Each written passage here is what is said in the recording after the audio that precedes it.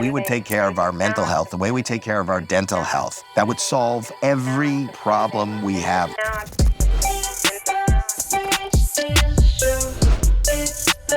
Hi. I can't believe this is happening, honestly. Thank you. Yeah, this is the official. I don't know. Yeah, I don't know what to do. I know. Well, or do you usually do two? I feel like you usually I don't do know. one. I shouldn't. I just met you. There's no reason to double fist you.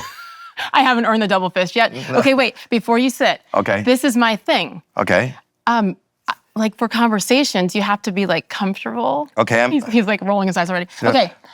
Will you indulge? What is it? Well, they're fuzzy socks. I feel like warm and fuzzy. You can have like deep conversation. I mean, your shoes are So you want great. me to be comfortable to Yes. take off my shoes and put on? Yes, we just met. I want you to, but look, you can pick a different pair. Can I be honest with you? You know what would make me more comfortable? What? They're all brand new. I know, but I'll wear fuzzy socks. Mm-hmm. But can I sit? Yes, or sir. Not yet. Thank you for asking. Thank you. I'll wear fuzzy socks, but Guess I don't what? know how much you know about me. I but do. I'm a That's why I germaphobe. asked. I would feel more comfortable to wear them on my hands. Just because if you know who I am, I do. You have no idea how this would mean. Like anything I touch, I don't know. Have they? Actually, you're gonna feel much better with those on your hands, aren't you? This is so much better than my feet. Oh, I didn't mean to throw it at you. No, it's okay. No, it's but all right. So here's the thing. I did say, okay, he might not be fully comfortable with it. I cannot. They're like puppy socks while you're sipping tea. But I've never been more comfortable. I've never been more comfortable on a show. I feel honored. But here's the thing. This is my goal. Number one, like warm and fuzzy, chill out conversations. And so that's the fuzzy sock thing. Number two, it'll always make sure I have a pedicure. Do you see? Oh, I love this. Right? You know what? And if they're getting a close shot of this, you'll make extra money from another fan site. That is one thing I have not resorted to quite yet. No, this is going great.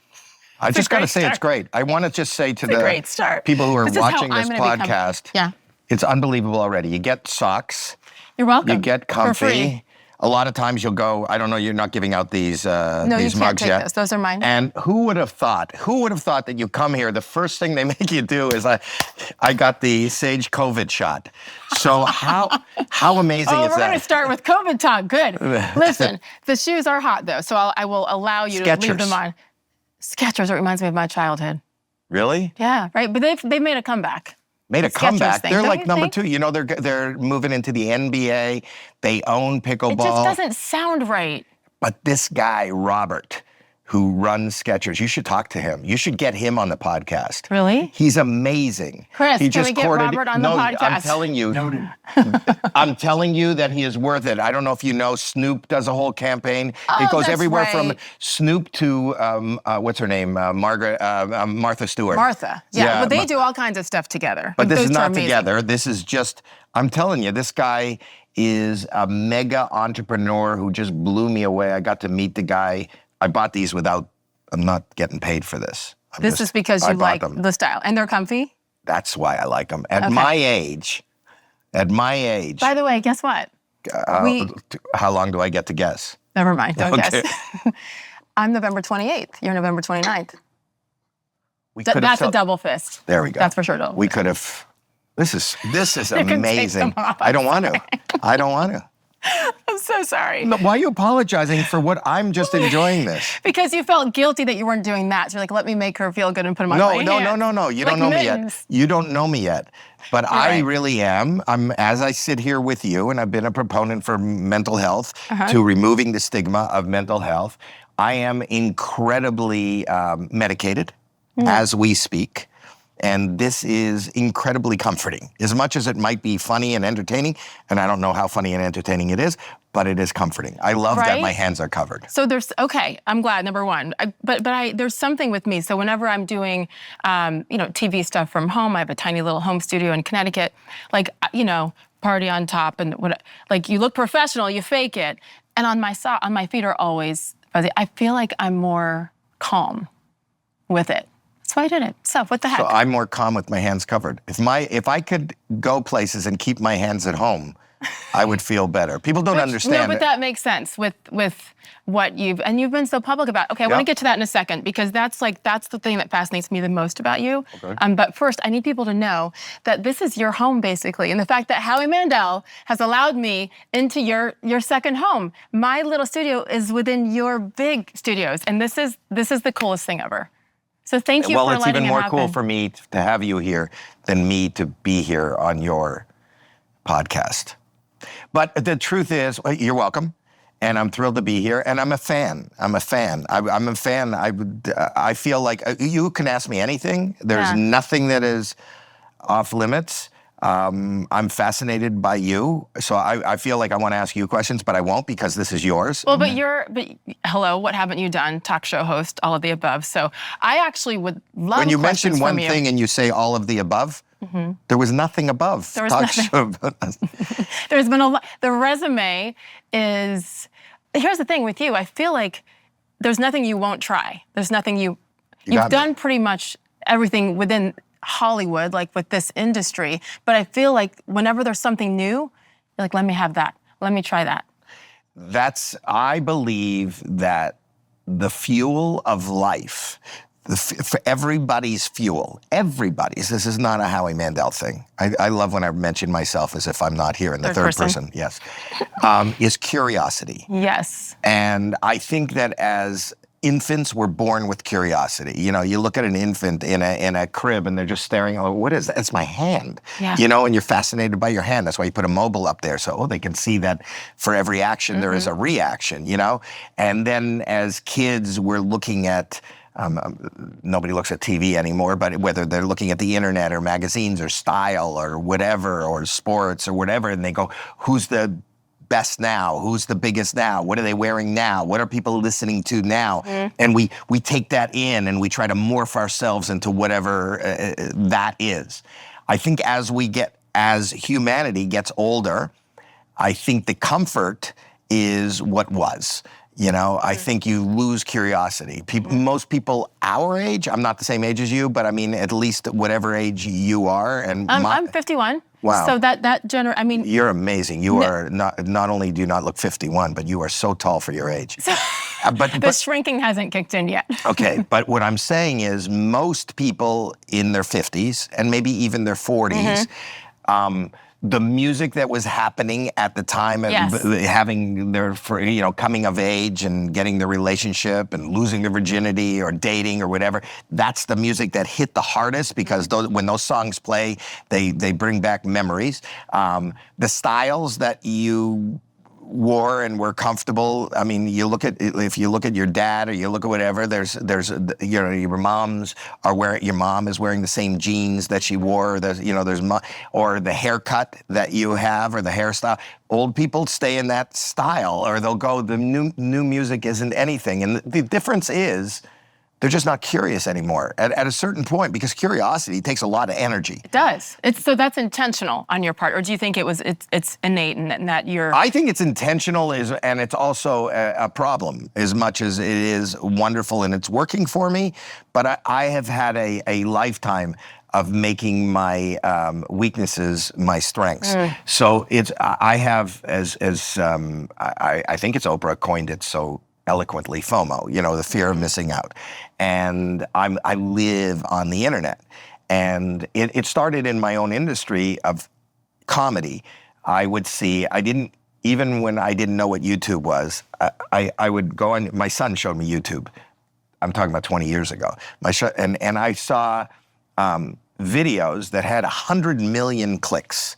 100 million clicks, and I would read the comments, and they go, "This is hysterical. This is the funniest thing I've ever seen. This is," and I'll be totally honest with you, I didn't get it. I didn't get why whatever I was watching was funny, And up until that point, I think I knew what funny was. Even if I didn't like it, I understood why the audience was laughing at it. I understood why. You know what I'm saying? Like if you don't have to be a fan of classical music to understand, to appreciate that what they're doing is amazing. It's something I can't do. I have no desire to go to the symphony, but I understand why that is talent, and that is so. by the same token, I was seeing things that looked incredibly rough, underproduced, bad. And it was getting way more. If I did what I thought was good and uploaded it, I would get a fraction, not even a fraction of what these. And then that kind of got I said to my wife, to my son, it got my juices flowing. I go, well, why? That's like, why are they getting laughs and I'm not getting laughs? And I don't even know how to I don't know how to do that. And I was so curious. And that got me interested in, it's kind of like fishing, that got me interested in how can I do that? Or what do I need to do? Or what are they responding to? What's everybody responding to? Because I want to know. I fell into comedy by accident. I didn't know I was funny. I didn't know I was entertaining. At what age did you begin to say, okay, yes, I'm funny? Or I can be funny at times? I still don't say it, but I do say that I can make a larger group of people than just the people sitting at my dining room table laugh. The funny is subjective. Certainly. Everything I've ever been punished for, expelled for, hit for is what I get paid for. I was a pariah in school. I couldn't meet girls. I didn't, nobody thought I was funny. They rolled their eyes at everything I did. Nobody? No. My parents.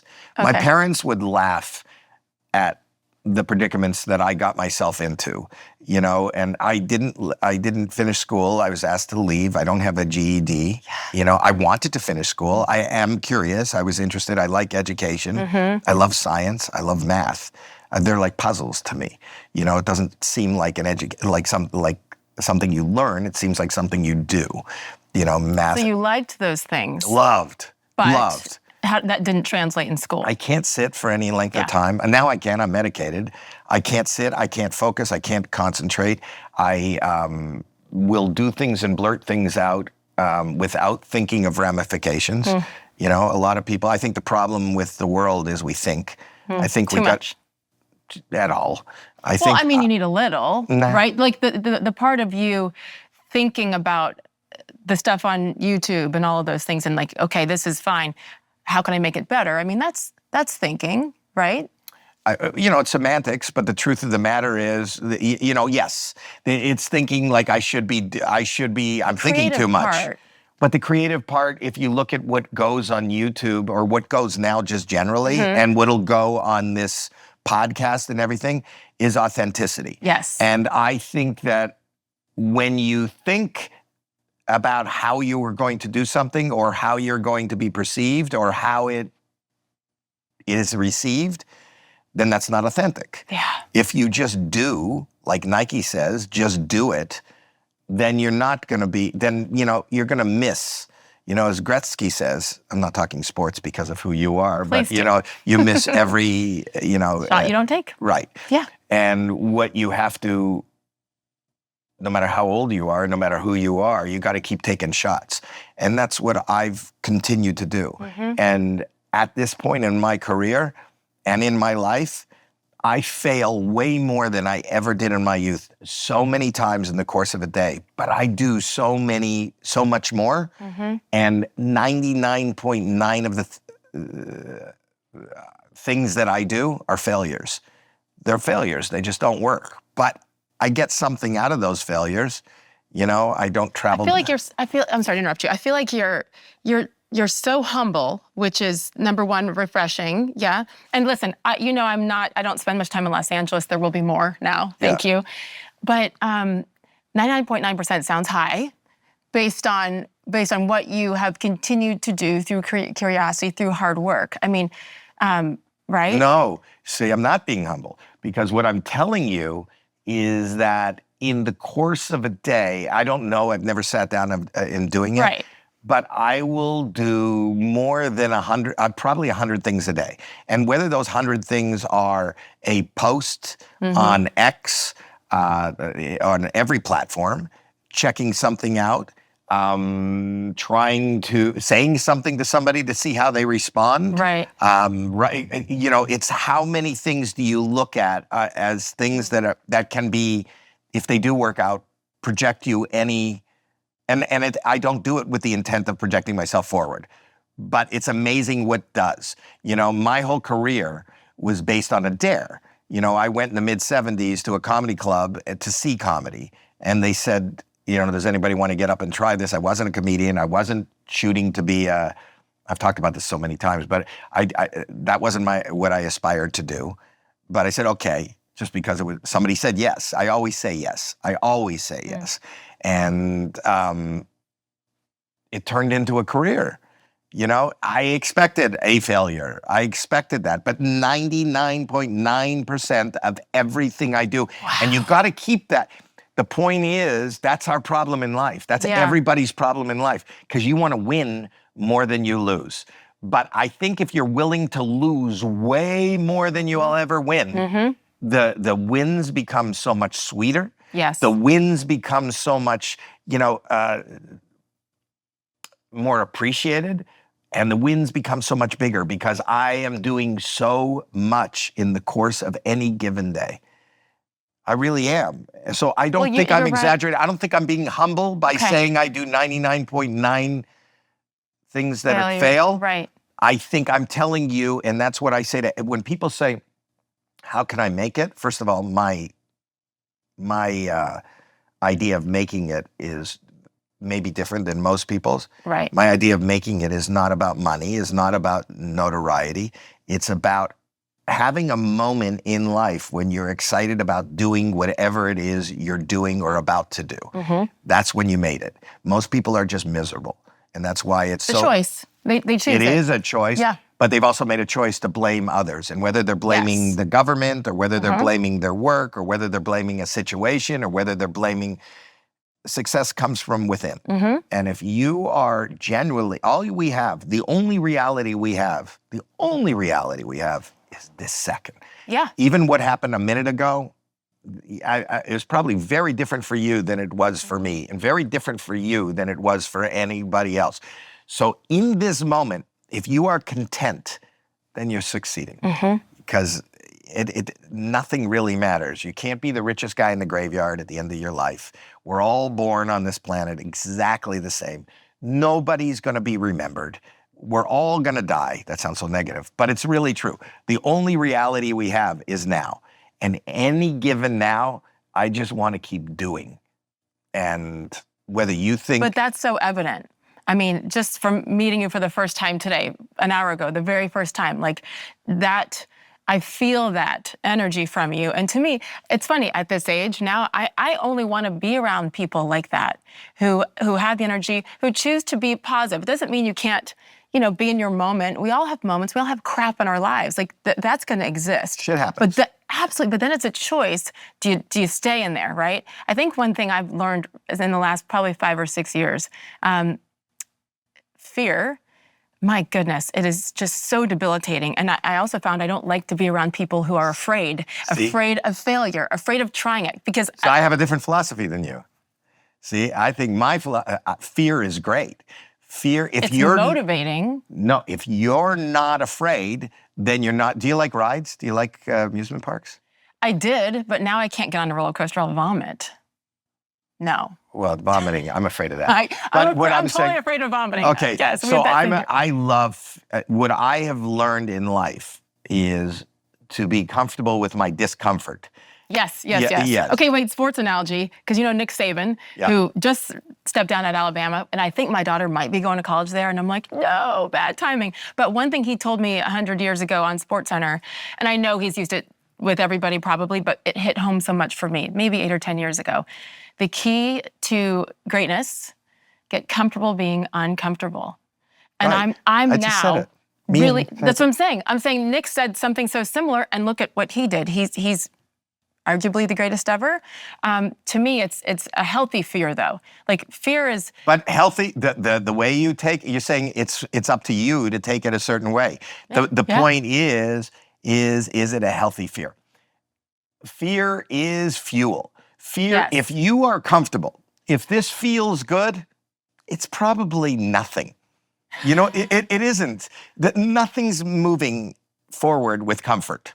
Everything. If you want to climb a mountain, if you want to play a game, if you want to get in shape, it's got to hurt a little. Yes. You got to sweat a little. You have to be, as soon as it feels like a little bit dangerous, then it's probably good. That's what's going to move the world ahead. You know, Same page. Christopher Columbus, whether you're a fan or not, most people are not anymore, as we've learned more historically about Christopher Columbus. Sure. But on the positive side of that, he had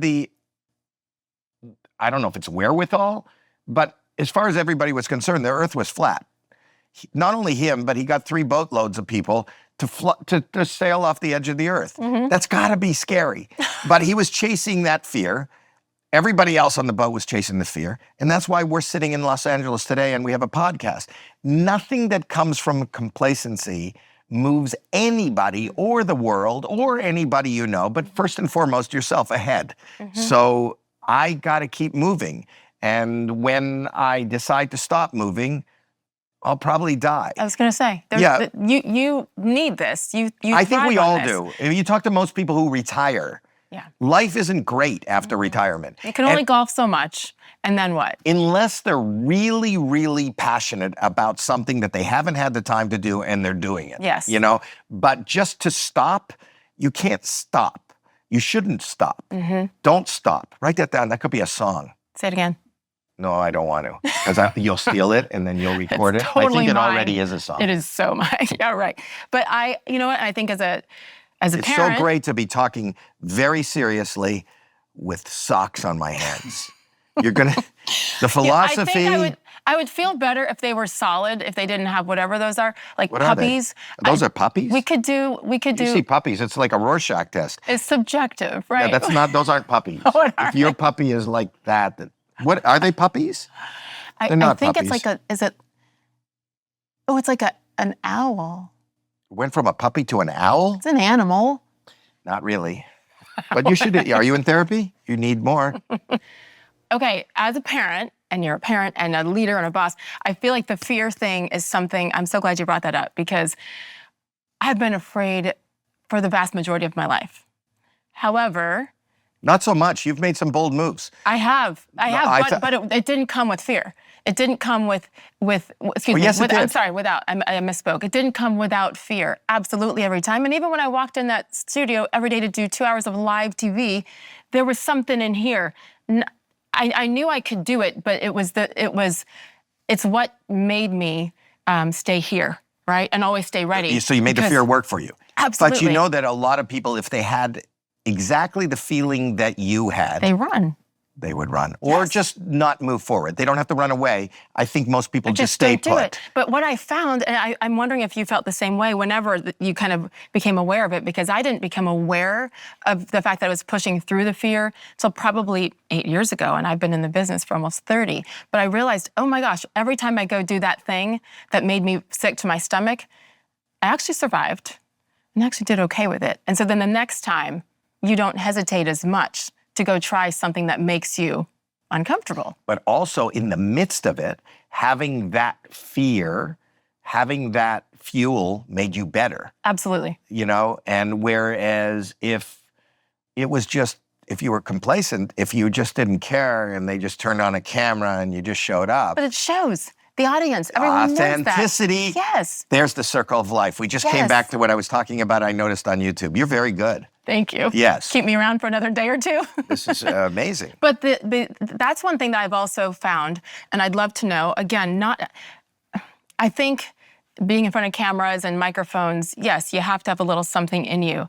But I do think the key, maybe the magic for me was when I cared so much about putting out a good product, but I stopped fully caring what everyone thought because I knew I can't control how you receive me. I can give it my best and be authentic and kick ass and be genuine with my questions and my conversation. You should talk to? It's interesting because that's the philosophy that Rick, what's his name? The guy with the long hair that does all the albums?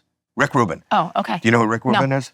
Rick Rubin is an amazing producer, but more than that, and he's done a lot of the music you heard, and he's a white guy who probably is one of the most responsible people for hip hop being where it is. But him as an artist, and he has a book out now, and I've been trying to get him on my podcast. He is he says that art, which I believe is life, I think we're all artists, how we navigate through life. If you want to do a show or you want to do art, this is him. The last thing that you should care about is the audience. That's not art. And he goes, that's why so many movies and things you see are kind of shitty. And the reason they're shitty is because it's a group of people that get together and try to create something that you'll like, that they'll like. Instead of doing, if you are genuinely, and you always been, you told me from the time you were a little girl, you were interested in sports, and you said, that's what I'm going to do. You have an innate interest, and it's authentic. When you talk to people, you are genuinely interested. You're not making something for whoever you're looking at there. You're asking questions that you're interested in. And I think us as humans have the ability to kind of sense and smell authenticity. Yes. And if you are trying to ask a question that seems smart, that seems like they would be interested in it, and that's why a lot of people don't make it in this business, because we do it. And he says art is really, a real artist, if you take it back to the basic, sits alone in a room and paints on a canvas. And he's not painting not painting what he thinks somebody's going to buy. That's why most artists became famous after they died. Yeah. They really painted from their heart and from their minds. And those are the real classic artists. And those are artists. And that goes for people who are broadcasters. And, I had a friend years ago, Denny Dent. You know what Denny Dent was? No. Denny Dent was this guy. He was the first guy that did those paintings with his hands. You probably saw him at halftimes at games. And amazing. Where he would make, you'd hear a Rolling Stone song, and then Mick Jagger would appear on the canvas. But he used to be they used to have him at corporate meetings. He was the entertainment at corporate meetings for Mac and for, what's his name? Names are, I'm old now, so names don't go. Apple. Apple. Yeah. Let's just say Apple. But his philosophy was, you don't see it coming. This is all these little lines, and then he would turn it over, and it was Mick Jagger. Yeah. He goes, art is the ability to just move forward. Our life is like a brushstroke, and you don't know what that painting is, and that doesn't come to fruition until you make all those strokes. But if you don't make all those strokes, and I don't give a shit if you're a receptionist, if you have a way about you, and you are, totally immersed in just being good and just having fun and just meeting people and just answering the phone, and you are welcoming, and you are, just people like dealing with you. That's the art of that. Absolutely. That's the art of living life. That's the art of being a mother, the art of being a broadcast. It doesn't have to relate to just painting art.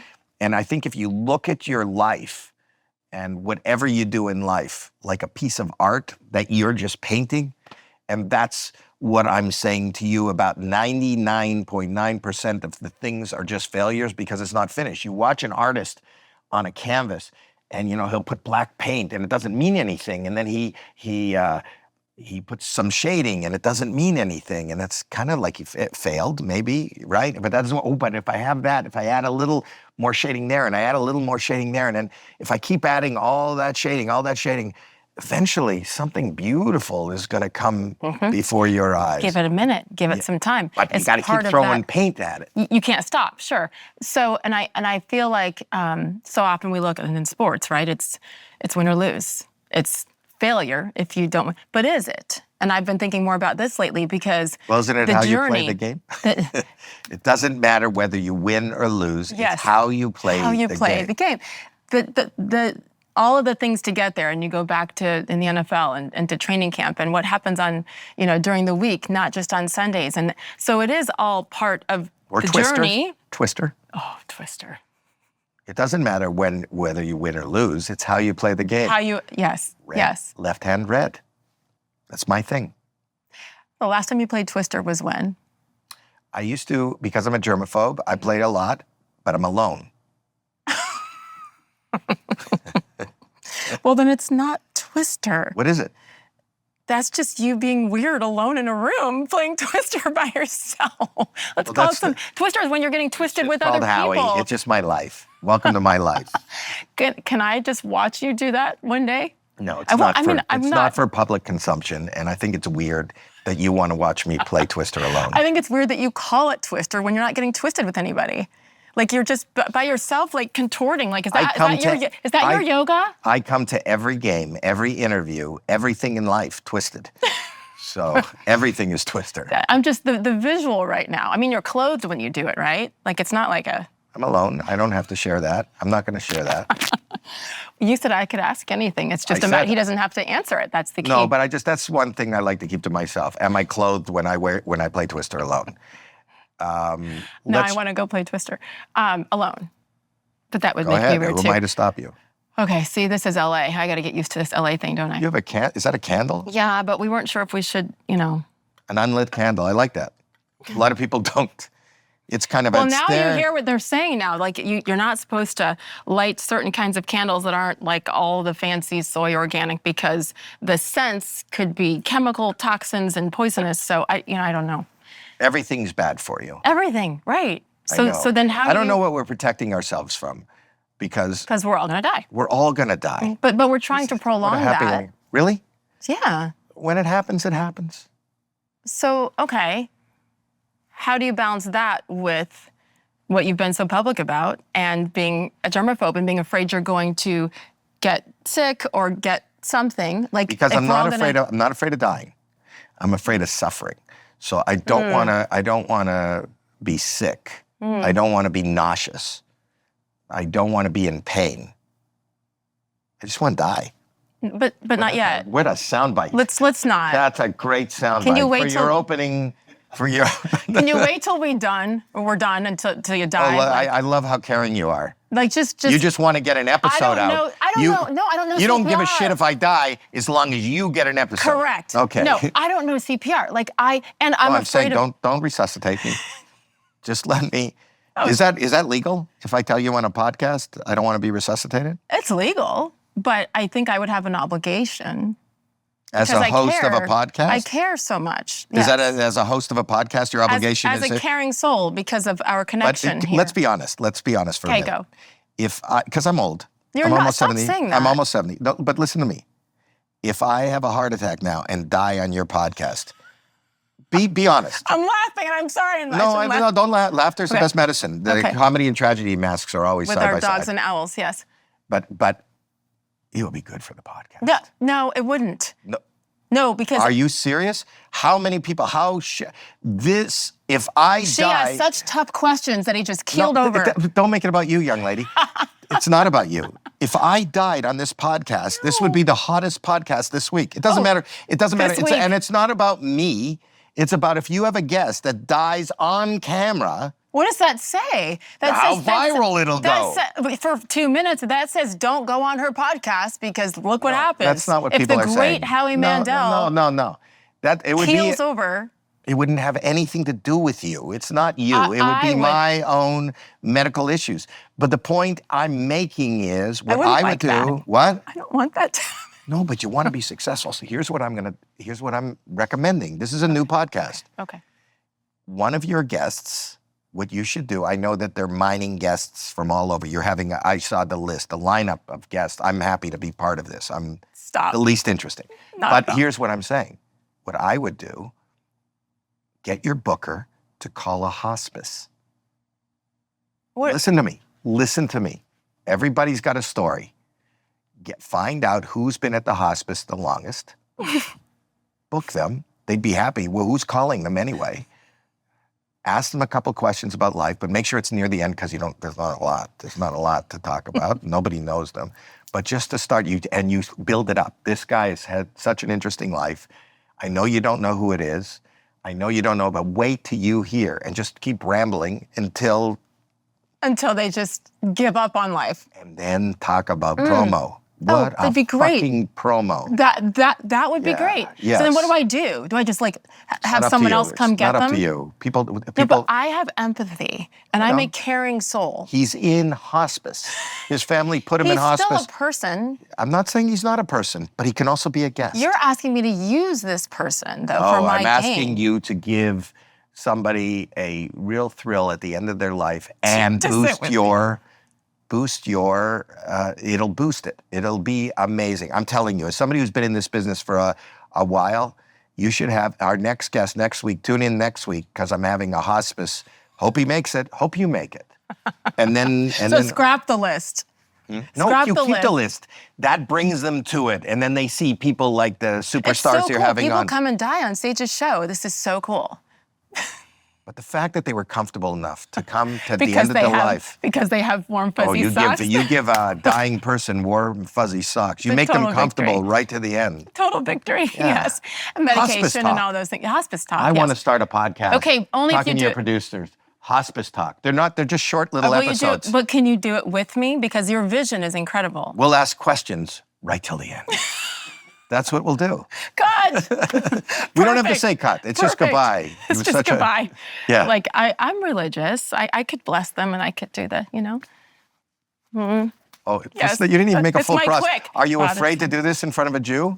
Fear does not exist. But you didn't even give the whole. You I just was trying to be funny and fast. It didn't work. funny and fast. when you're talking about the about death. Yeah. You brought this up. Wait, Baruch atah Adonai. Like Oh wow, what you are impressive. I'm part Jewish. Yeah, are you? No. But my best You're friend a liar. My best friend in college, and I think I'm more Jewish than she is because a lot of most I have most some Jewish Jews- friends. Most Tell me about the Jews. Go ahead.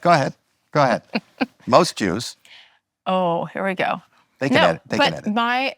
Starting with my best friend Julie from college. Julie And the Jew. Julie the Jew. Jewy? Are you saying Julie? No, you're making me smile. No, Julie. Julie. Oh. The Jew. I know her Okay, as Julie the Jew. two stories. It sounds Two like a great stories. sitcom. Number one, when I was in college in Indiana, Right. I was like a year younger than everybody age-wise. So As opposed to, why do you have to add age-wise? well, grade-wise. See, what you're messing with me, and I. No, I'm not. I'm a Okay. year younger than everybody age-wise. So in other words, when I graduated from high school at I 17, was shorter than everybody height-wise. busted. Okay, I you was know what? smarter You know than what? everybody IQ-wise. Okay, look. I You're was- right. yeah. You got me. Okay, go ahead. right. No, Okay. okay. You're the young person So I was younger than everybody else. at the beginning. So you're a for that young grade. Jewish person. So Julie the Jew she was 21 and I was 20. Mm-hmm. And not cool because they all got to go to the bars. So I the got, actual bars or bar mitzvahs? bars. Bar Okay. mitzvah was already passed because if you're a real Jew, you know that that's much younger than 21, right? Are you accusing me of faking my Jewishness? I need authenticity from you right now. My pants I are need- remaining on. Good. Thank Okay. you. But not when you play Twister. That's it. That's my. Okay. So I wanted to be 21 like my friends. I was And circumcised. I no, but that that's what. is- But do my all- parents. But go was ahead. was that rare then? Rare then? How old do you think I am? You're old. You said it. You think I'm older than circumcision? Holy shit! No, but you act like it was a big deal that you got circumcised. It is a big deal. They cut the end of my penis off. You act like it's a big deal. My parents were very progressive. Back then. They didn't cut it. They just hemmed it. They figured if the fashion ever changed, I could let it down. Oh, look, bell bottoms are back. You act like it's a big deal you were circumcised. Okay, back to Julie the Jew. I helped do it to my son. It's not a big deal. You just take it. Wait. You helped do it to your son? Like the circumcision, yes. What did you use a corkscrew, a bottle opener? I What was did you do? medicated. I don't know. I was with the You doctor. were medicated and they let you cut? Why were you medicated? I had just had a child. Hello, I just pushed it out. No, I know how birth is done. I'm just saying, so the little tool that they use, they had me assist. Wait, at birth? You It's cut like the a day umbilical or, cord. Like a day or two after. You cut the I umbilical didn't cord. cut my own. Well, you wouldn't that's cut the hard. umbilical cord. That's You just cut his difficult. dick. No, it's not. The umbilical cord, they're still attached to me. I couldn't have like reached down and done that myself. Like, Are there graphics on this podcast? I'm like, how? Are there gonna be any how, graphics? How do we do this? That would be impressive. That would mean I would have done my twister stretching and been in I'm yoga fascinated. shape. Why was his father Jewish? No, So why'd you circumcise him? that's just the norm these days. Well, 20 years ago, I thought everybody, like very few people leave them uncircumcised now, right? What are you asking me? Well, I see my Jewish. own. When my right hand is on green is the only time I see my own. Twister. We're back to Twister. Yes. So what happened to the right hand red? No, anyway, so. Okay, can I get back to my Julie Jew story? Everybody's Julie's story. waiting and. I was 20, she was 21. I'm like, I need an ID, I need to go out with you guys. So I got all of Julie's paperwork, birth certificate, college transcript, all of the things to go to the DMV to get a real, like you couldn't just, they weren't like random kids doing it back then. I had to go to the DMV. So I took Julie the Jew's information, like birth certificate, everything, to go to the DMV to get fake ID. to get a fake ID. You didn't say that. You should lead with it. I was building. No, but you said I wanted to go out with a Jew. I'm going to need to see. Well, you did. That's not what I said. You said they were older than you. I wanted to go someplace, so I asked her for her ID. I asked her for her thing. Proof of Judaism. I did. And so I get to the DMV, and I mean, So you had fake ID. Julie Levy. Do I look like a Julie Levy? You could be. I could be. Do you know that there's a very large population of black Jews? In fact, there are. Ethiopian Jews. Really? You don't know that? I don't. I don't know whether or not to take you seriously right now. I don't. Can somebody Google? Do you have anything on this podcast? Well, we're trying to make it authentic and just have the conversation and not have a laptop here so I can Google. But I know, is that but a if thing? we can get is that a thing? It's not a trend. Ethiopian Jews is probably the oldest, right? Mm-hmm. Yeah. Okay, so Google Kanye. Are you? Oh, jeez, Louise. Are you active? Like, do you go Active to in the temple? No, I'm not that active. So, like, you do the high holidays? No, I just do. I'll do that. See what I just did? That's how I'm active as a Jew. I do a podcast. I talk to people. So 3 times a year. I gesture. You're good. Yeah, I'm not, I gave the end of my penis. Is that not enough? Is that not enough? And we had a pro do it. My mom didn't do it like you. I was an assist. That's you were all. assisting? I was an assist. Julie did it. No, Julie was not around when no, she was not in the delivery room when I. Does your son know that you did it? He does now. I guess. Poor kid. Can you imagine? Poor kid. My mom did. Yeah, TMI, as Nicholas would say. He's in college. Listen, the boys, they call you what? Once a week, once every 2 weeks when they need something. So I'm in that phase with my son. And he has a serious girlfriend, which is a little stressful. Don't make that face. Don't make that face. Why? Well, how do you know? You don't like her? You just because she exists? I like her a lot. She's very sweet. She's kind. She's beautiful. He's happy, but I don't get the but. No, but I kind of do because you would not think this of me, but I am very conservative when it came to parenting, and I was really tough on my girls, not so much on my boy. Interesting. Tough on the girls. You mean with the dating? Maybe I'm also, yes. Okay. I was not what does warm that and mean, friendly tough? because I was not warm and friendly to anybody who came and dated my daughter. I love my son-in-laws now, but my son, I was probably old school, misogynistic, horrible. I've learned now to be different, but it was really. Well, you were protecting the girls from. Yeah. But guys. why shouldn't I worry why shouldn't I have said, my son's dating now? Is that what you do? I think it's the mother-son thing. I do. Like there's this. Oedipus? There's this. Oedipus? Oedipus. Really? Oedipus. Really? Oedipus. What? It's totally what he's doing. Oedipus is what you're doing. This is not funny. It's that extra protective mother coming in. Have you met her? Yes. And? She's wonderful. But then I have to think about that they just probably hold hands and watch movies and that's it, right? Oh, you don't think they've... I try not to think about that. Because that's your workmanship because, then. Don't mess it up. You don't want your art going into somebody else. You assisted. I don't want... I get it now. Now it makes sense. I don't want... It just makes... Like, he's still this sweet little mama's boy. Apparently not, right? Do your daughters have boyfriends? Yes. And? No face. Look at you. That's a double standard. It's a total double standard. It's different.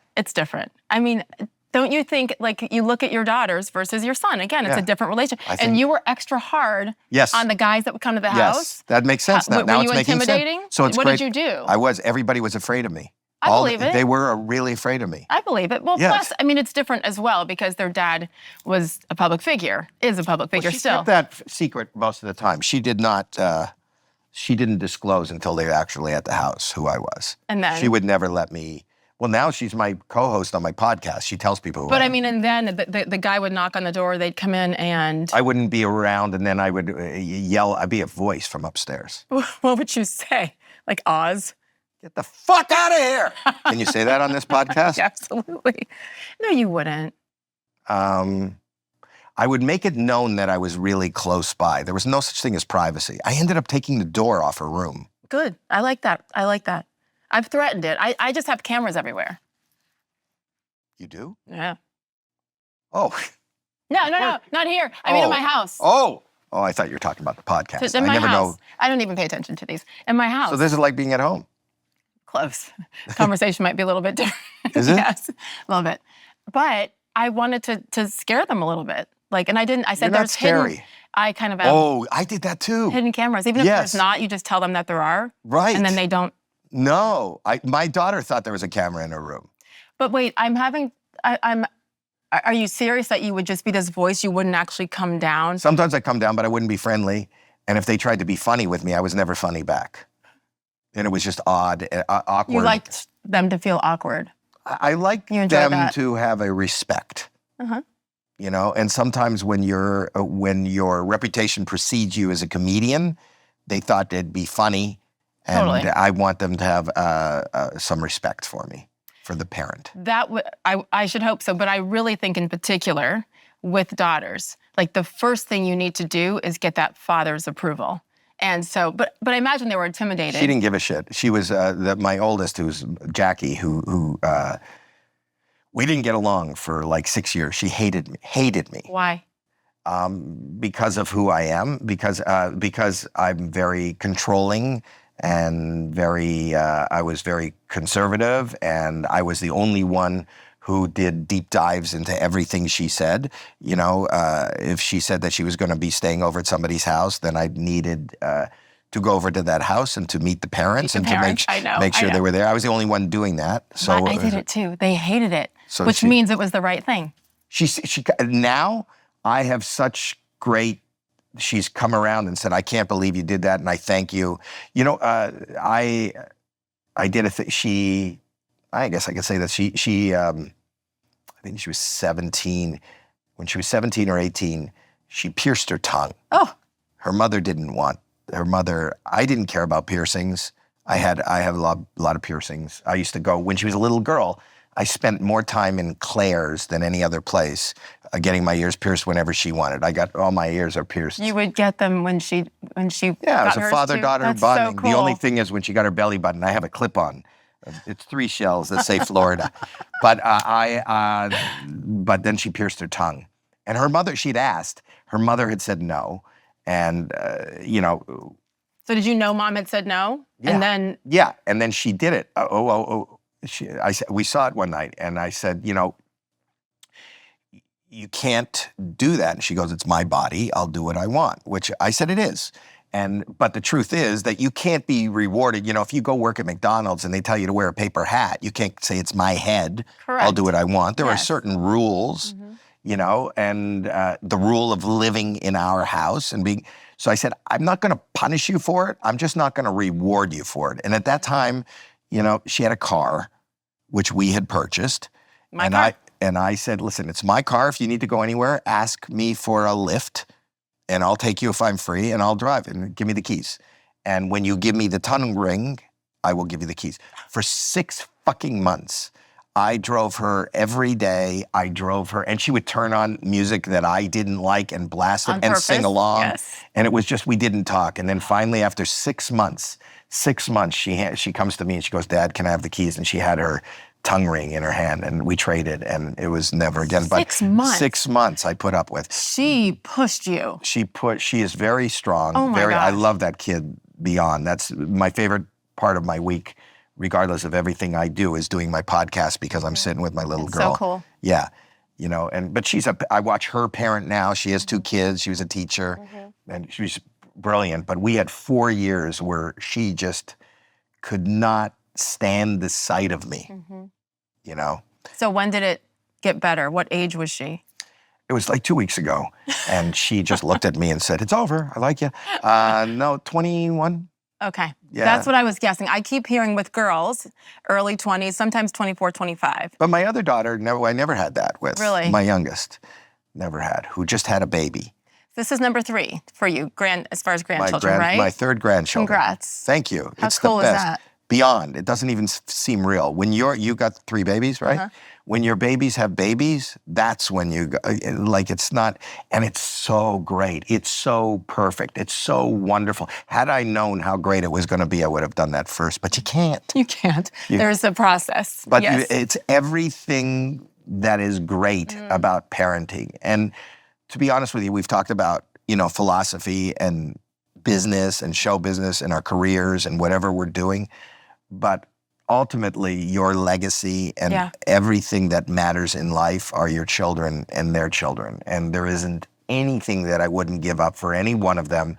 And that is my joy. And that is the true meaning of contentment and happiness, is to just have a child that is content and happy. When somebody says, "How are you?" you're as good as your most miserable child. My mom has always said that. And I now understand more because mine are 21, 19, 17.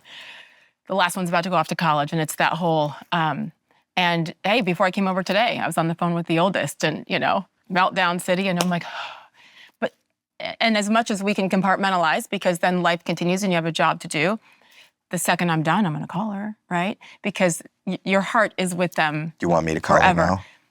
I would, yes. Actually, I would love it. I would love it. Although, attitude-wise today, maybe you could shape her up. I don't know that that's my job, but I didn't know what to offer as a guest. This is the You gave me socks. This is the therapy part. We're here. Can you call my daughter? Make her be nice to me. Do you do therapy? No, but I know that I need to. Wait, can you tell that I need to? No, I think everybody should. Yeah. I think there's a crime in this world. And I learned this very late in life, that you will go to an MD, a doctor, once a year to go get a checkup, will you? Or a dentist? Yes, twice a year. Do you go to, why? To keep up, to make sure everything's... Even if you don't have pain, rotting out. even if you don't have pain, even if you may go get a physical once every 2 years. Why wouldn't you? I'm a bad spokesperson for this because I do have a diagnosable biological issue that is, OCD and depression and anxiety and all that. But I believe that if we would take care of our mental health the way we take care of our dental health, that would solve every major problem we have. Everybody would be more productive. Everybody would have a coping skill. Everybody, it's just a coping skill. How do you cope with becoming a parent? That's the biggest responsibility in your life. How do you cope with getting a diagnosis for not only yourself, but maybe somebody you love? Sure. How do you cope with the loss of somebody? How do you cope with not being able to handle all the pressures that life throws at you?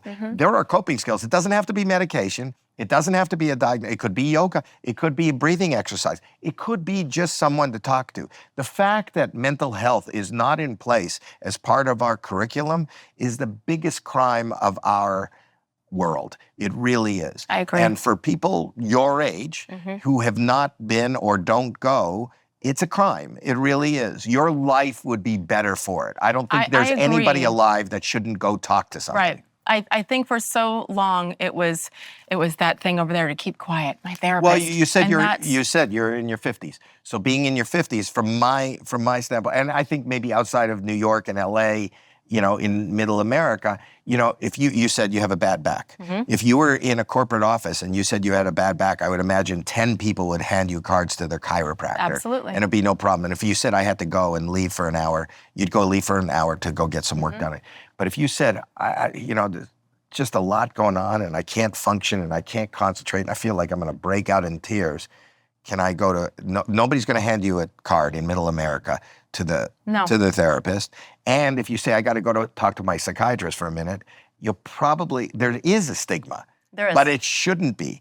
And even it is proven, even in medical, even in physical health, whether you have a cancer diagnosis or whatever it is, if you have a good mental attitude, and in sports especially, if you have a good mental, you're going to perform better. You're going to heal faster. Absolutely. You're going to be better. Sports psychology is huge. It's huge. And the teams now, it's been really cool to watch the evolution within the teams and colleges and universities as well. But certainly with the professional teams, and they have psychologists, psychiatrists on staff that travel with teams. And I've met, so why do you have to be a professional athlete to have that? Why can't you be a parent? Why can't you be a teacher? Well, why can't you be? And I'll say, I'm sorry, yeah, I agree. I think that we have come such a long way.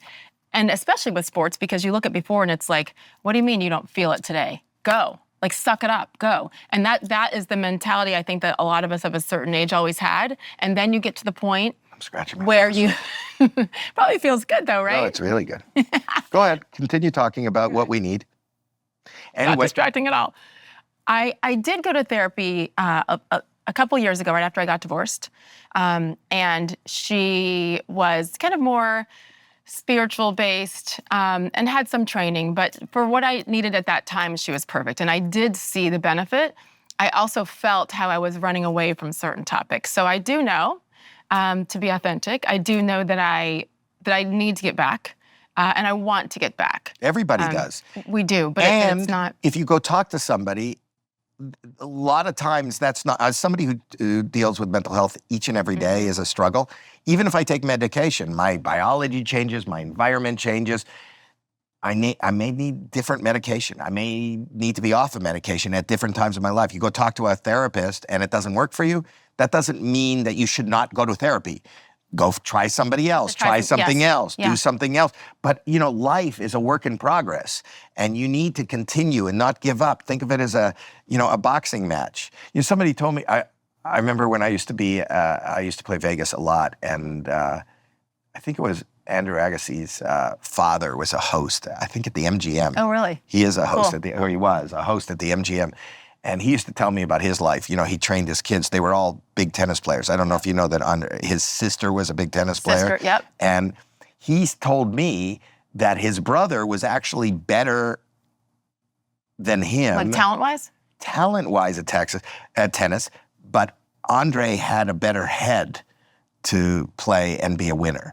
And, you know, just to say, you know, I'm putting it in the way of sports, but in sports, you could perform better with a better mindset than somebody who maybe has the physical ability. You see it all the time. Right, it's the mindset. Yes. And that's what a great template for life. It kind of teaches us about life outside of sports. But this is why what you have done over the last several years of being open and honest about your struggles and what it is for you even day to day.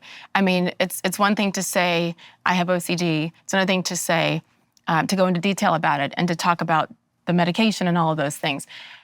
That's why when I first found out that I was going to be here and in your studios, to me, that's what stood out to me. Yes, I mean, everyone knows your resume and the endless, incredible things that you've accomplished. But to me, the fact that you have had you might not look at it this way, but from an outsider, I do think it takes courage to go deep with something that is painful at times for us.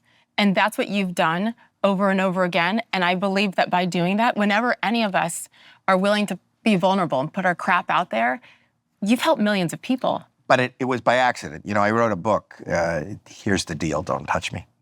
It's a New York Times bestseller. Let me just take a minute. Anyway, but in the book I talked about, and I've talked about this, it wasn't something that I did purposefully. You know, I outed myself as far as mental health on the Howard Stern show because he wouldn't let me. That's why I love that you covered my hands. He wouldn't let me touch the door. Do you know the story? He wouldn't. Yeah. So he wouldn't let me touch the door. Somebody had touched it after touching their penis, and there's a lot of penis talk on this show today for some reason. Is that the title of this episode? We'll just have to have a separate little segment. Okay. So anyway, but I didn't want to touch the door. And then they thought it was funny, and I get it. I think it's funny too, to try to get me, to torture me, to touch the door. But I started having a panic attack. And I said to him, please, because he's a friend, I said, please, Howard, I've been diagnosed with something called OCD. I'm medicated. And if you don't open the door now, I could tell that you're going to have to call 911. I'm going to pass out. And they opened the door and they let me out in the hall. And then, to my surprise, the speakers were still in the hall. They were still live. I thought we were in a commercial. I had no idea that we were still broadcasting. And it was broadcasted nationally. And this is in like 1998 or 1999, which is like 24 years ago. And I had not talked to anybody. I didn't, I ended up getting diagnosed because my wife threatened to leave me. I'm hard to be with. I really legitimately am more comfortable with socks on my hands. It's funny now, but to live with somebody that needs this is not easy. And I walked outside devastated after that happened on Howard Stern, thinking this was the end. Number one, I had embarrassed and humiliated my kids and my family who were in school at the time, talking about that their dad is mental. And I'll never work again. Who's going to hire somebody that has a mental health problem? And I didn't know what to do. I was contemplating running straight into traffic in Manhattan there, standing on the sidewalk when somebody came up to me and said, "Are you Howie Mandel?" And I said, "Yeah." And he said, "I just heard you on Howard Stern," and my heart just sunk into my stomach. And I go, "This is it." But then he went, "Me too." And I went, "Me? What does that even mean, me too?" He goes, "No, I suffer from it too. And it was so good to hear you talk." And I went, it was the first time that I shared, like he threw me this buoy, this life preserver. And I went, "Wow, really?" And he goes, "Yeah, thank you." And I never heard that before. And then I went home and I started, this is before the internet, and I started getting letters, tons of letters. This gets me choked up. It does, because by that, I don't think it's an accident. I tend to think those things are happening for a reason. That's the faith part of me, I don't know. But like, I'm picturing that moment of him, the stranger walking up to you and saying, "Me too." And then by you accidentally doing that, that guy knew he wasn't alone. And who knows who he helped after that. Right. Right? Like the power of that to me is amazing. Well, the power is still today. That's why we're having this discussion today. Yeah. This was the biggest, dirtiest, darkest secret for me, that I had mental health problems. And as a child of the 50s and 60s, people didn't really talk about that. Mm-hmm. And now I realize not only is it important to talk about it, it is paramount. It is the thing in every walk of life. You come from sports. You'll be a better athlete. You'll be a better parent. You'll be a better person if you take care of it. It's like making a decision to never go to the dentist. I don't want to talk about my teeth. I don't want anybody to know I have anything about my teeth. Your teeth could rot out of your fucking head. Your mind could rot out of your fucking head if you don't. And we all have shit in our life. We all will, every single person, whether you recognize it or not, are being traumatized throughout their life. Maybe they don't know it, but it is. You lose a parent, you lose a relationship, you get deathly ill, you become a parent, you are handed so much responsibility and you don't know how to deal with it. We are being bombarded each and every day with social media that kind of, cements that we are not doing our best. The toll that is taken, to me, is devastating on society. Whether it's our children or ourselves, that toll, to me, I don't know that we'll ever fully be able to appreciate it in our lifetimes. But the toll it takes on you, you have the power to remove that toll. Yeah. And I have the power. I feel like the luckiest guy in the world now because, as I said to you earlier in this podcast, everything that I've ever been expelled for, hit for, gotten in trouble for is what I get paid for. And for the first time in my life, and I learned, Deal or No Deal was the first time. It was a job I didn't want to do, but it was the first time I didn't do comedy. I didn't act as a character, and I was just myself. And I was so embarrassed. I went and flew off the coast of America to not be here when it aired. It's my biggest success to date.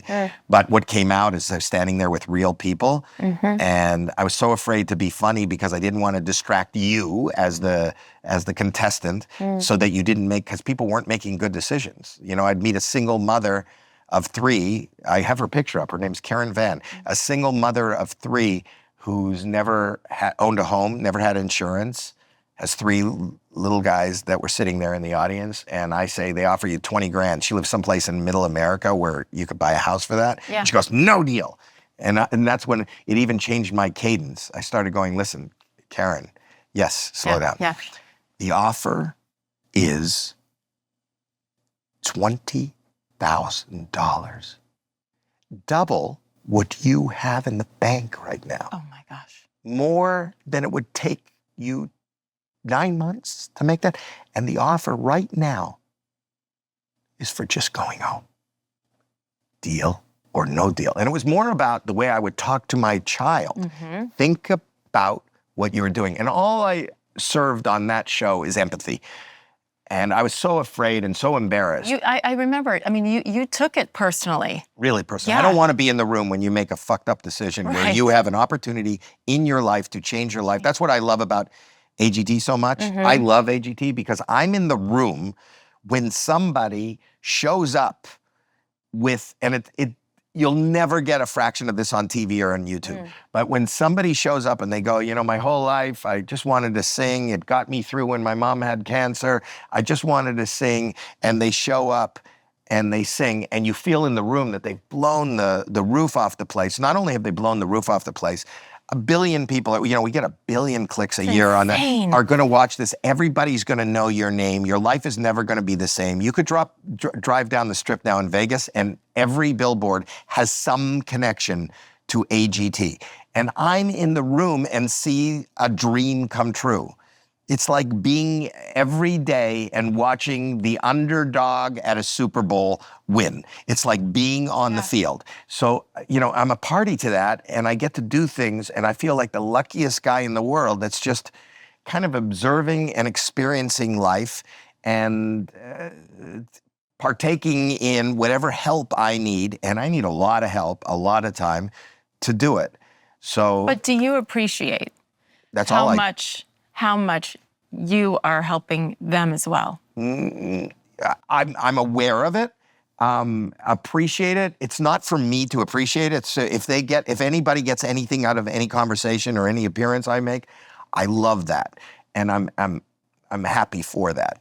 But what I realize is, you know, in this business, people will say to you, and they probably, how do you want to be remembered?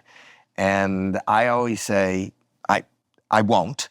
You won't. We're here in Hollywood, walk down Hollywood Boulevard. I defy you to be able to identify 30% of the names you see on the stars on Hollywood Boulevard. You know, they're from way long ago. I have a star on Hollywood Boulevard. Right. But the truth is, you won't. You won't. The biggest star, you won't. Unless you're Christopher Columbus, you won't be remembered. My thing is that I don't want to be remembered. I just want to be nice. Just be nice. That's all I want. I just want to be nice now. I just want your interaction with me, whether you're my child, whether you're my friend, whether you're the host of this podcast. I just want it to be a nice time, a good time. If you glean something from it, you glean something from it. But there's so much darkness in this world and so much shit. And people are you talk about social media, you know, and I know you went through a shitstorm too. People are so divisive and so angry and so mean that if you are just nice, you are fucking sunshine. And just be nice to one another and just have respect for one another. And I don't care if it's your child and I don't think it's I'm doing that. You're doing it now, but you've done that forever is what it feels like when you go back to whatever the beginning is, right? But I feel like from a distance, you've always led with that. And the fact that that's your goal is to make it happy. I mean, you're right. Did you order a smoothie? No. Oh, because I thought somebody was making a, what? Somebody put an ice maker. An ice maker in a podcast studio. Some genius. Who the fuck puts an ice I maker? didn't ask for anything. I just, I have this thing in our kitchen, and I think I did it probably right before I got divorced. And there were, you know, overall it was nothing. It was not a bad marriage. It was not any of that. But it's still difficult when you decide. No, it to sounds end like it was a that. great marriage. It's devastating. Can't have too much of a good thing. I know, I get it. This is Meaning- too good. meaning This it- is so fucking good. I can't It's do like it. when no, Okay, would no, you I let know me what clarify? Go. I'm giving. Your Go. marriage is like Seinfeld. You want to leave while it's on top. You don't want to wear it all the way down to the bottom. You had the Seinfelds of marriage. You are joking about something so incredibly painful. Well, go get help. I'm kidding. Go get a therapist. I No, love that you have to say you're kidding after you say something funny. Can you imagine if every comic did that? I've heard a lot of comics do that. Really? You On say stage? something- I kid. You say something or joking, say something, no, just kidding, just kidding. When they say, especially with race, they get all sensitive. It's funny. Okay, problem. This is, What do you- wait, you have a used hair to problem? have, you used, we're kind of twinsies, right? Well, with the hair, that's about it. I mean, it was all about back in the So day. much. People are looking at this going, which one's Howie? So much alike. I know, but I wish I had known you like with that, with all the hair. Like, with this all is the- bad? I love that. I'm just saying, it's a rare thing. Curly hair, people go up to each other and they're like, what's up? Do they? Oh yeah. What product do you use? Really? Okay. Oh, yeah. It's also people with genital warts do that too. That is ridiculous because you don't know if someone has genital warts unless they tell you. But I can tell if you have curly hair or not. That's a very I bad don't have genital comparison. warts. It's a very bad Boy, you comparison. really get to the crux of your. Here's what I was trying I to say. do not have genital warts. I do not. There's a soundbite. It's impossible, okay, right now in my life. What I was trying to say, I'm glad that you stopped because I got a little bit choked up. But I put I'm sure he's pissed off because they want the emotion. the chalk. I have a chalkboard. Can I tell you about my chalkboard in the kitchen? And it says, with a big heart, choose to be happy. Choose. Now, that doesn't mean like every day you have to be happy and you can't be in your moment or in your crap or express your pain, right? But to your point earlier, I do think that it is a choice to continue to go on, to smile when you go to Walmart, Smiling, they to go to the say, grocery store. well, smiling is a good thing. They say that releases endorphins. I don't like that thing. I don't like smiling. I don't. I think smiling is a problem What? when you're alone. No, I'm saying, I'll tell you, because I'm known as a comedian, right? I used to talk about this in my act. When people get into an elevator, I'd be alone in the elevator, and they go, you're Howie Mandel. And I go, yeah. And they go, what's wrong? And I go, what do you mean, what's wrong? They go, well, you're not smiling. Is something wrong? People would really say, I'm "What's wrong?" alone. I'm alone who sits alone in an elevator? If the door opened and I was there, would you get in? I'm not getting on that Yeah, elevator. you wouldn't get in the No. elevator. No. But I see, my choice is not to be happy. My choice is just not to be sad. You don't have to be happy. You don't have, happy is a hard leap. It really is. Happiness is a tough leap. How about content? That's good. That's good. It's because we also choose if, like right now in this moment, Yeah. I don't know if you're happy. I don't know if I'm happy, but I'm okay. I'm good. I'm good. And that's all I need. And it's really easy for all of humanity to flip a switch, get angry at something, get worried about something, Oh, yeah. get upset about something, take yourself down a dark river. Right. Right? Just don't go there. You don't have to go the other way. You don't have to make it all the way to sunshine. You just have to just not get into those rapids. But to maintain that perspective too, because I say this all the time with my kids and with myself. Sometimes I'm upset if I say hi to somebody or smile and they don't smile back, and just out of being friendly, not to be best friends, not to have a deep conversation. But we have to remember that everybody's got something, some crap that they're dealing with that's painful, and so we might put on that happy face and mean it, but it doesn't mean we don't go home to something else or have something here. But that in we that haven't moment, you have to shared. make the choice just not to Yes. let that bother you. You don't have to be happy, but don't let that bother you. And I tell you that as a stand-up comic. As a stand-up comic, and I think if you talk to any stand-up comic, they'll tell you the same thing. And we have a problem. And the problem is this. You could be in front of 10,000 people, 5,000 people, 200 people, and they're roaring at what you do. And you see one face in the crowd, one face who doesn't like, it becomes all about that. I know. You know, and that was a shit show. Everybody was laughing, but that one person was sitting there and giving me stink eye and hated it. And the point is that that's life. You know, we end up, that negativity seems to be stronger than everything else. So all you have to do is try to push off the negativity. I don't need to go to the sunshine. Just let me just try to stave that off. And balance it, because the rest of the crowd is cracking up. But I do think that's just how life is now, and I've gotten to a great point where I mean, I had this pleaser disease my whole life. And it's like finally just to let go of that and realize that you can't make everybody like you.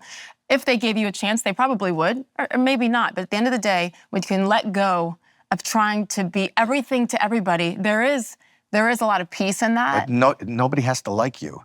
You have to like you.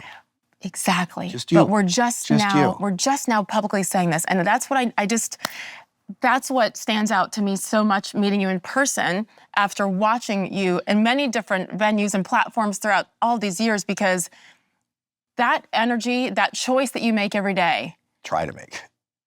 I don't know. You're doing a hell of a job for all these years, because again, that moment, I'm so glad to hear that again, that moment on the street in New York City, that guy knew he wasn't alone. And millions of people who you'll never meet. That is powerful. That's how I think that we make a difference. And so the vulnerability, no matter what it's about. Yes. Being nice, you're making a difference. If somebody has a good interaction with you, it doesn't have to change the world, but if we're all nice, then that's it. Can I ask you a question though? Sure. Uh-oh. Do I need to Has this been your favorite episode? By far, hands down, my favorite. All time. Felt it. All time on this show, in this room, with these people. I felt it, I had a special. And mainly because you owned my vision with the fuzzy socks. Thank you. But can we end on deciding what the hell they are? No, because that's going to be... that's in the eye of the beholder. I have no idea what that is. Does well, maybe it says on the tag. Now I think it's a little girl. Wait, is that me? I think it's a girl with curly brown hair. No, it's a... What, you think it's you? What? It's a what? You could say it. It's a hedgehog. It's a hedgehog? That's what I thought it was. Me. So the whole time, if you've been... just so you know, she has a whole crew. This isn't just about you. Who have been singing. There's a woman back there who makes smoothies for the guests. And she's been going, it's a fucking hedgehog. A hedgehog. You It's not a puppy. What else? An owl. Did you buy them? Yeah. You bought them, so you know what they are. Well, why wouldn't you interrupt us in the middle? Why would you let us spend an hour misidentifying? This is way better. It was so funny. Okay. It's not a hedgehog. I love that it went all the way from a puppy. Is it a porcupine? They're kind of pokey.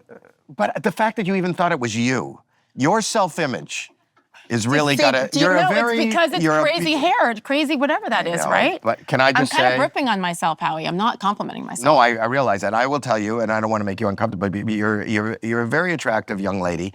This is not.